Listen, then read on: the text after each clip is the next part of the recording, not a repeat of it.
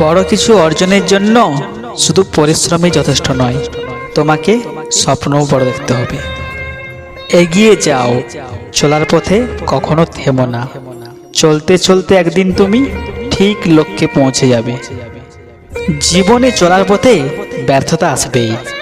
যেই দিন তুমি ব্যর্থতাকে জিততে শিখে যাবে, সেই দিন তুমি সফল হয়ে যাবে। আপনার স্বপ্ন সবাইকে বলবেন না, তাদেরকে করে দেখান।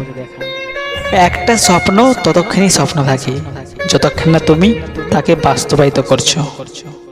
অন্য কারো বা অন্য সময়ের জন্য অপেক্ষা করতে থাকলে পরিবর্তন আসবে না।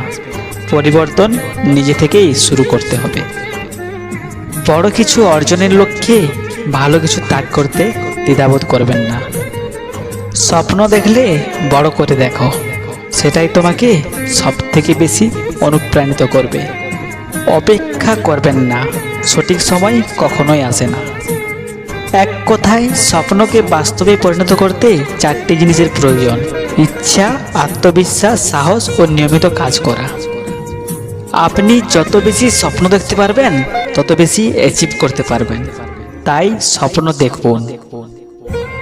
যদি তুমি অপেক্ষা করতে পারো, তবে একদিন ঠিক দেখবে তোমার ভালো সময় আসবে। মনে রাখবে, তুমি চলার পথে যত কঠিন বাধা পাবে, ততই তাড়াতাড়ি সফলতার দোরগোড়ায় পৌঁছাবে।